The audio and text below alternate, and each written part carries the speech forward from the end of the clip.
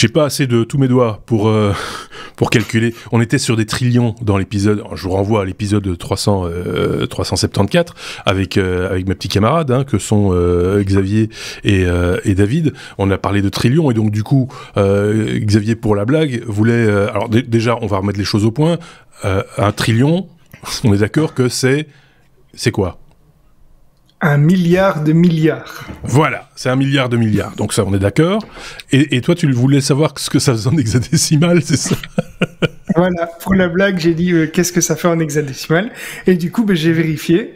Et c'est DE0, B6B3, A764, et puis 4 fois 0. Donc voilà. Ça peut faire un chouette mot de passe. On en a appris des choses. Hein. ça peut faire un chouette mot de passe.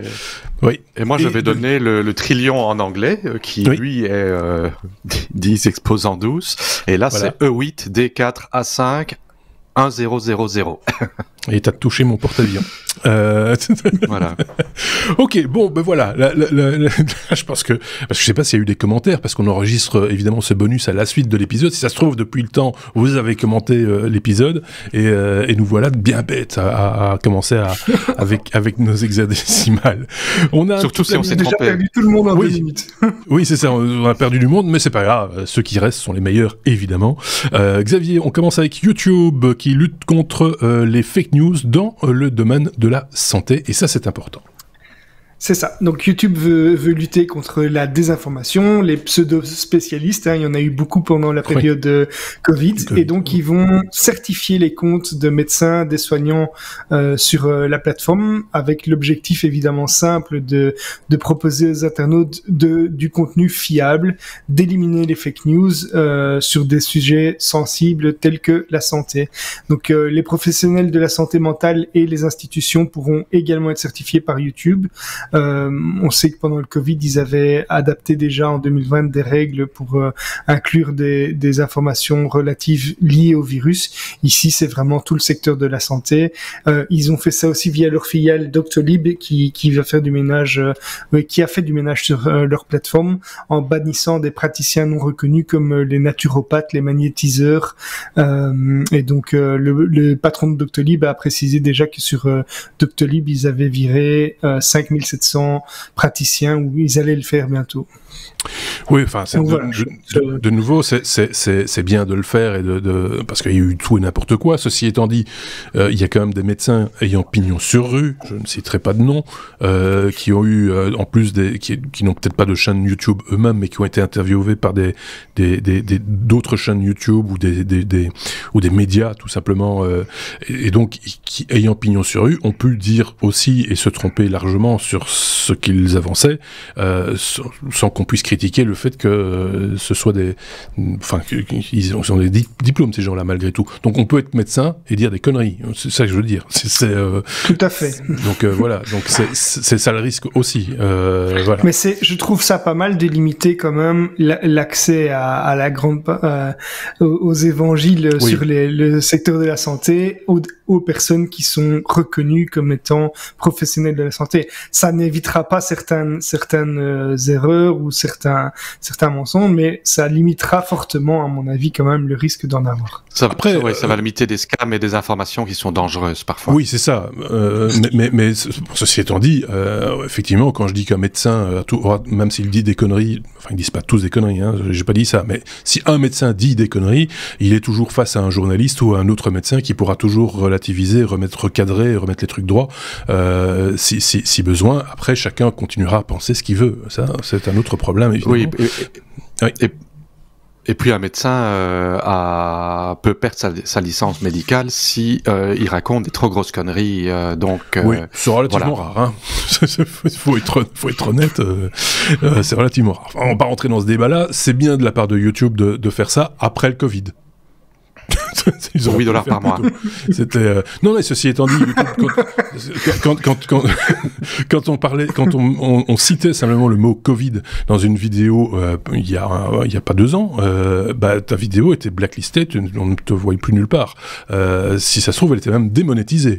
Donc il y avait quand même des signaux forts et un petit peu à la grosse louche. Donc voilà, c'est ici, ça me semble un peu plus logique comme façon de faire. David, par on contre, va parler de... Oui, je l'ai dit, mais je m'en fous. Parce qu'on est aussi sur Peertube maintenant, donc si jamais, on m'en fout, on peut nous voir encore. Et puis le podcast, c'est le podcast. Le podcast, c'est par les oreilles, c'est pas par les yeux. Zuckerberg, David, qui a perdu 100 milliards de dollars de fortune personnelle. Ça, c'est ballot. Il a acheté un réseau social. Non, il n'a pas acheté un réseau social, il a investi dans le métaverse.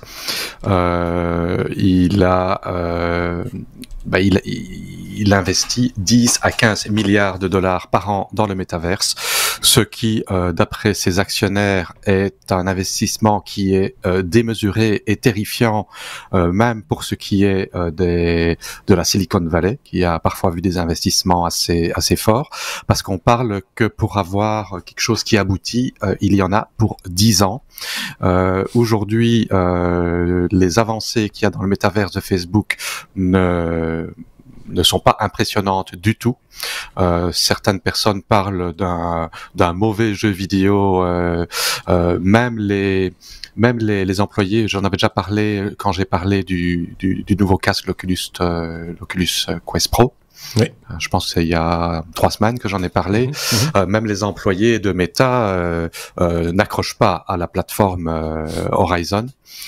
Il faut savoir que Meta, sur les 18 derniers mois, a perdu 55% de sa valeur boursière, ce qui est beaucoup plus que les autres big tech companies qui ont en moyenne perdu 19%. Bon, tout a diminué, mais 55 par rapport à 19, ça fait beaucoup, ce qui indique une perte de confiance dans la société et dans le projet. Pour information, Mark Zuckerberg, qui était le 3e le plus riche au monde en septembre 2021 avec 140 milliards de fortune personnelle, n'est plus qu'à la 23e position avec seulement 36 milliards au 1er novembre. Donc, le pauvre. Et l'hiver qui arrive, c'est pas malheureux, quoi. Non mais voilà, enfin on va pas non plus le plaindre. Voilà, mais je pense que l'histoire du métavers à la Zuckerberg, j'y crois moyen, hein, très honnêtement depuis le départ. Le métavers, je peux y croire, mais pas nécessairement celui que nous propose Mark Zuckerberg. Voilà, personnellement moi non plus. Voilà, donc je pense qu'il y a une bonne idée qu'il a essayé de capter en changeant même jusqu'au nom de sa société pour vraiment le capter au maximum. Je pense qu'il passe à côté de l'intérêt réel de la chose. Mais bref. Il pourrait acheter Twitter tous les 3 ans. Oui. En fait, ils pourraient se le racheter l'un l'autre, les deux là, Zuckerberg et tu vois. Cette fois-ci, c'est à toi, tu le prends, s'il te plaît. Oui, d'accord. Voilà, 40 milliards. Voilà. Oh, tu me payes en hexadécimal. Ouais, attends, j'appelle Xavier. Bon, voilà. Bref. Xavier, on va parler de voitures, tuture. Il y a de la nouveauté dans la législation européenne, concernant les voitures électriques. C'est une brève, hein, mais c'est la frustration de certains designers automobiles qui ne pouvaient pas mettre les emblèmes et les logos de manière illuminée en Europe sur leurs voitures est peut-être bientôt fini. On sait que c'est le cas notamment chez Rolls-Royce et Volkswagen qui commercialisent des véhicules avec un logo rétroéclairé, mais pas sur le vieux continent. C'est interdit par la législation européenne et c'est d'autant plus difficile à comprendre parce que certaines marques, notamment des marques de luxe allemandes, ont le droit de rétroéclairer les calandres. Et donc, d'accord. Pourquoi cette différence entre les logos, les calandres? C'était une bête question, mais voilà, c'est résolu. Et on va pouvoir le faire sous certaines conditions, notamment sur le fait que ce logo soit positionné sur la calandre et donc pas au-dessus. Un autre élément qui va changer au niveau des véhicules en Europe, c'est la vitesse de conduite, puisque on va passer sur voie rapide de 60 à 130 km/h. Donc c'est un gros changement. On va pouvoir circuler sur les autoroutes et les voies rapides avec une séparation centrale jusqu'à 130 km/h avec des véhicules complètement autonomes. Ensuite, donc ça c'est au niveau européen. Les États pourront toujours légiférer sur le fait que les véhicules autonomes puissent rouler sur leurs routes, mais on sait que l'Allemagne avec Mercedes et la France donc vont passer le cap très rapidement, ou ont déjà passé le cap rapidement, puisqu'on peut déjà utiliser cette technologie sur route ouverte. Donc voilà, on approche quand même des véhicules complètement autonomes, y compris en Europe et pas seulement en Californie ou autre. Je trouve toujours ça, je fais juste une petite parenthèse, je trouve toujours ça un peu délicat, et c'est une habitude qu'a pris la presse automobile, surtout en l'occurrence quand on parle de voitures électriques, c'est d'y associer très vite la voiture autonome. C'est-à-dire que on a l'impression qu'ils ont tellement peur, les journalistes qui ont l'habitude de faire des articles sur les voitures qui font vroom vroom, de ne plus rien avoir à dire, qu'il faut vite trouver un petit truc à rajouter. Alors ici, très honnêtement, l'histoire du logo rétroéclairé, ça m'en touche, on s'en fout, ouais. L'autre, oui, on est d'accord. Et donc, mais de nouveau, dans le même article, j'ai constaté ça à plusieurs reprises, dans le même article, hop, une petite incise concernant la voiture autonome, comme si ça allait de pair.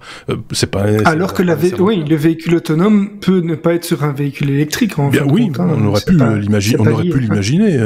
Voilà, il y avait déjà 2-3 petites choses sur les voitures moteur à explosion qui font vroom vroom, des choses qui on peut pas parler d'autonomie complète, mais des limiteurs de vitesse et des choses comme ça. Enfin voilà, du cruise control, on l'a pas inventé hier, et on l'a pas inventé avec la voiture électrique, et on n'en faisait pas chaque fois qu'on parlait d'une voiture à essence. Voilà, je sais pas, c'est particulier comme manière de communiquer. Sans doute que tout ça va se calmer avec la prochaine génération de journalistes, ceux qui seront nés avec la voiture électrique. Ça passera sans doute. Ou la voiture autonome. Mais disons, oui, il y a un impact ici qui est quand même le fait de, voilà, on va pouvoir conduire sans avoir les mains sur le volant à une certaine vitesse. C'est un pas qui est quand même franchi, qui est important en Europe, quoi. David, on termine avec toi. Il ne reste que 3 minutes pour parler d'Intel et d'une rumeur sur le Meteor Lake, la génération 14. Oui, c'est plus qu'une rumeur, parce que maintenant toutes les sociétés technologiques font fuiter volontairement les informations sous forme de rumeurs qui s'avèrent souvent exactes, en tout cas pour ce genre de technologie. Intel qui vient tout juste de sortir commercialement sa génération 13, le Raptor Lake. Maintenant, on annonce la génération 14, le Meteor Lake, qui est une évolution par rapport à Intel. En fait, travaille avec de 2 générations en 2 générations. Donc, ils ont 2 générations de processeurs qui sont proches l'un de l'autre. Et là, on parle d'une architecture plus avancée. Et ici, on parle d'avoir, contrairement aux générations précédentes, d'avoir un type de processeur. Ici, ils vont sortir 2 types différents, qui sont en fait le Meteor Lake S et le Arrow Lake S. Le Meteor Lake S est un peu plus semblable à ce qu'on a aujourd'hui, question technologie, parce que ça se base sur du 4 nanomètres, du 5 et du 6. On en avait déjà parlé dans un podcast précédent, c'est que maintenant ils travaillent avec des chiplets, donc différentes petites puces en silicium qui sont assemblées. Et donc il y a des technologies de gravure différentes pour la partie CPU, GPU, System on Chip et I/O. Et alors il y a le Meteor Lake S qui lui va apparemment sortir en technologie 2 nanomètres, qui est quelque chose de très de beaucoup plus petit que le 4, c'est 2 fois plus petit, voilà.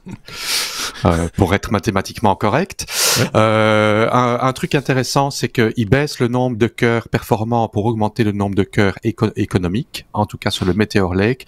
Et sur le Arrow Lake, ils vont garder le nombre de cœurs performants, donc à 8. Je parle pour le flagship, donc le modèle haut de gamme, et augmenter le nombre de cœurs économiques, avec un GPU intégré qui devrait être 4 fois plus performant. Bon, ils disent un 4 cœurs XE iGPU 512, mais d'après les chiffres que j'ai vus, ça devrait être à peu près 4 fois plus rapide. Voilà. Ok. Juste une petite preview sur ce qu'on pourra acheter dans 1 an. Eh ben, merci beaucoup, David. C'était carré, voilà, les machins, etc. C'est ce qui conclut d'ailleurs ce bonus, qui ne fait toujours que 15 minutes. Hein, c'est le principe du bonus. N'hésitez pas à le partager comme vous l'avez l'habitude de le faire, sans doute aussi pour les épisodes, à le commenter si vous avez envie, etc. À le partager où vous voulez sur les réseaux sociaux et même sur les nouveaux réseaux sociaux. On parlait de Mastodon il n'y a pas tellement longtemps. On y est aussi, donc n'hésitez pas à partager de ce côté-là sans aucun problème. Merci à Xavier est sur Mastodon. Merci à David, je l'ai pas encore vu sur Mastodon, mais un jour peut-être. Passez une très bonne semaine, moins d'une semaine, pour retrouver un nouvel épisode avec de nouveaux chroniqueurs. À très bientôt. Salut.